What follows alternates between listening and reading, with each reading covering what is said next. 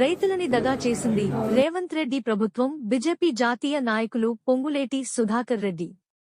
ఖమ్మం జిల్లా కల్లూరు మండలంలో బీజేపీ నాయకులు నంబూరి రామలింగేశ్వరరావు అధ్యక్షతన ఏర్పాటు చేసిన కార్యక్రమంలో బీజేపీ జాతీయ నాయకులు పొంగులేటి సుధాకర్ రెడ్డి పాల్గొని మాట్లాడుతూ, రేవంత్ రెడ్డి ప్రభుత్వం దేవుళ్ల మీద ప్రమాణాలు చేసి మరి రైతులని మోసం చేయడం జరిగింది. పార్టీ సిద్ధాంతం సేవ, దేశ రక్షణ. పార్టీ రక్షణ సెల్ఫ్ రక్షణ పాటిస్తుంది. కాంగ్రెస్ పార్టీ మాత్రం సెల్ఫ్ రక్షణ, పార్టీ యొక్క రక్షణ తర్వాతనే దేశ రక్షణకు ప్రాధాన్యత ఇస్తుంది. మాటలు గారెలు తప్ప చేతల్లో చేతకాని ప్రభుత్వమే కాంగ్రెస్ ప్రభుత్వం అని ఘాటైన విమర్శలు చేసిన పొంగులేటి సుధాకర్ రెడ్డి.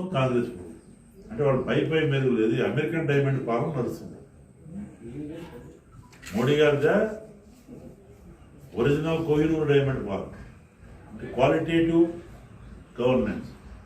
ఇది ఆర్భాటం గవర్నెన్స్. అమెరికన్ డైమండ్ ఎలుగు ఎక్కువ. రోజు ఎక్కడ చూసినా మీరు పేపర్లో చూడండి, రైజ్ తెలంగాణ రైజ్ అంటారు. దేంట్లో రేజు చెప్పండి.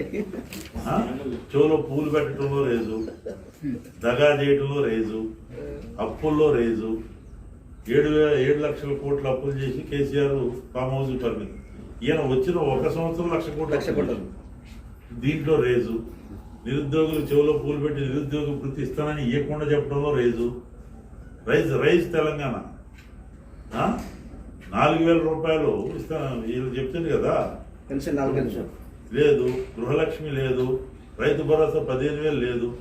నేను చెప్పా కదా, అక్కడ కూడా చెప్పి ఇక్కడ కూడా చెప్తాను. ఆనా పెళ్ళి అంటే సినిమాలో కోడిని ఏలాడదీసి కోట శ్రీనివాసరావు ఉత్తానం తింటుంటాడు. ప్లేట్ కోడి తింటుంటాడు. ఆ కోడి కనపడుతూనే ఉండదు. ఇక్కడ కోడి కూర ఉండదు. అది ఉత్తానం. అంటే ఇప్పటి వరకు రైతు హామీ ఏదైతే ఉందో, రుణమాఫీ 2 లక్షలు, ఆ రైస్ మందం అంటే ఆ ఉత్తానం మందమే అయింది. చాలా మంది రైతులు ఉన్నారు. మరి రేవంత్ రెడ్డి గారు ఏడ కనపడితే ఆడ దేవుళ్ళకి ఒడ్లు పెట్టుకున్నారు. సమ్మక్క సారక్క దగ్గర భూకంపం వచ్చింది నిన్న. ముఖ్యమంత్రి భారత రాజకీయాలు, ఓటు బ్యాంక్ రాజకీయాల కొరకు ప్రపంచ స్థాయి పర్యటనలో కూడా, అంటే భారతదేశం దాటి వెళ్ళిపోయిన తర్వాత కూడా ఏ భారతీయ తత్వం ఉన్నోడైనా ఫస్ట్ భేదాభిప్రాయాలన్నీ పక్కన పెట్టి నా భారతదేశం గొప్పదని చెప్పుకుంటారు.